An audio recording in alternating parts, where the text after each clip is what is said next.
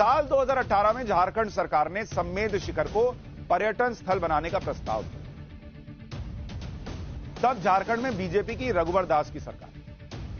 2019 में केंद्रीय वन एवं पर्यावरण मंत्रालय ने गजट जारी करके सम्मेद शिखर को इको सेंसिटिव जोन में नोटिफाई कर दिया। मतलब सरकार ने कहा यह इको सेंसिटिव जोन है, पर्यटन क्षेत्र नहीं बना है।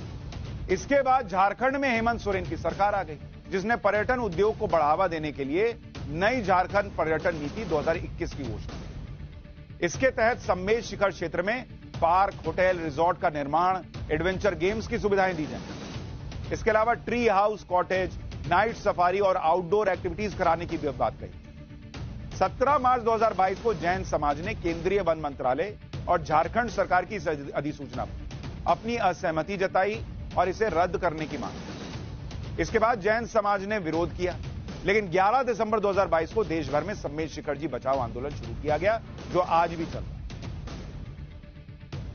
वैसे इस विवाद को सुलझाने की जिम्मेदारी सबसे ज्यादा झारखंड सरकार की और मुख्यमंत्री हेमंत सोरेन की, क्योंकि सम्मेद शिखर जी क्षेत्र उनके अधिकार में आता है। लेकिन पॉलिटिक्स हो रही। इस विवाद के दो किरदार हैं, एक है केंद्रीय वन मंत्रालय और दूसरा झारखंड सरकार। साल 2018 में झारखंड सरकार ने केंद्रीय वन मंत्रालय को प्रस्ताव भेजा।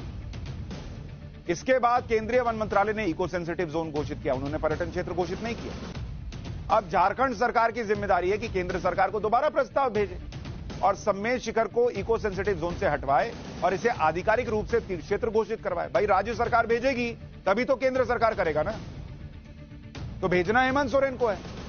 जैन समाज के विरोध प्रदर्शन के बाद हेमंत सोरेन मास्टर प्लान वापस लेने का आश्वासन दे रहे हैं, लेकिन लिखित में कुछ नहीं कर रहे। वो चाहें तो केंद्र सरकार को दूसरा प्रस्ताव भेज सकते हैं, जबकि बीजेपी के कई सांसद इस मुद्दे को संसद में उठा चुके। बीजेपी कह रही है कि भैया इसको मत कीजिए, आप पर्यटन क्षेत्र मत बनाइए, तीर्थ क्षेत्र रहने दीजिए। केंद्र सरकार के कई प्रतिनिधि मंडल जैन समाज के संपर्क में हैं, ताकि विवाद को सुलझाया जा सके। तो बीजेपी प्रयास कर रही है, केंद्र सरकार प्रयास कर रही है, हेमंत सोरेन को खाली लिखकर सिफारिश करनी है कि ठीक है हम कह रहे हैं इसको ऐसा मत कीजिए, मामला खत्म हो जाएगा। नहीं, मामला चले जा रहा है। और भाई वहां तो झारखंड में हेमंत सोरेन की सरकार है, कांग्रेस के समर्थन से चल रही सरकार है। तो जो कहते हैं हम अल्पसंख्यकों के मसीहा हैं, वो नहीं कर रहे, और जिन पर आरोप है कि वो अल्पसंख्यकों के खिलाफ हैं, वो करने को तैयार है, बीजेपी कर रही। जैन समाज का तर्क है कि सम्मेद शिखर को पर्यटन क्षेत्र घोषित करने से यहां भीड़ बढ़ जाएगी और हर तरह के लोग यहां पहुंचेंगे, जिससे मांसाहार, नशा और अनैतिक गतिविधियां बढ़ेंगी। आपको सम्मेद शिखर जी का पिछले साल जनवरी का एक वीडियो दिखाता हूं, जिसमें कोरोना काल के बाद बड़ी संख्या में लोग घूमने पहुंचे। इन लोगों की वजह से यहां आए जैन श्रद्धालुओं को बहुत असुविधा हुई। जैन समुदाय के मुताबिक अचानक आई इस भीड़ की वजह से सम्मेद शिखर जी की सुरक्षा और पवित्रता को ठेस पहुंची। ये देखिए, ये लोग पहुंच गए, सब पहुंच गए। कोई सेल्फी ले रहा है, कोई कुछ कर रहा है, पहुंच गए सब।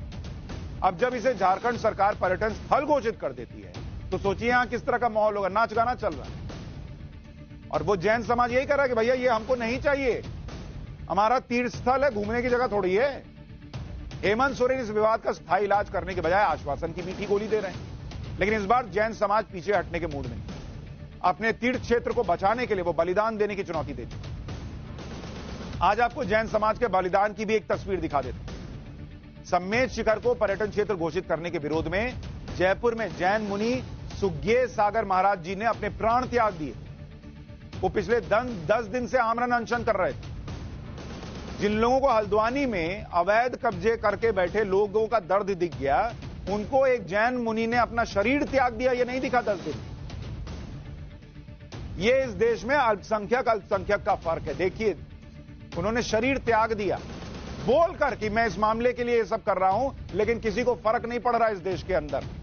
हेमंत सोरेन जी कहां हैं आप? सोचिए, आप इस संत ने अपने प्राण त्याग दिए। जैन समाज के लिए कितना महत्व है इस क्षेत्र का, आप सोचिए। जैन धर्म का मूलभूत सिद्धांत है अहिंसा परमो धर्म।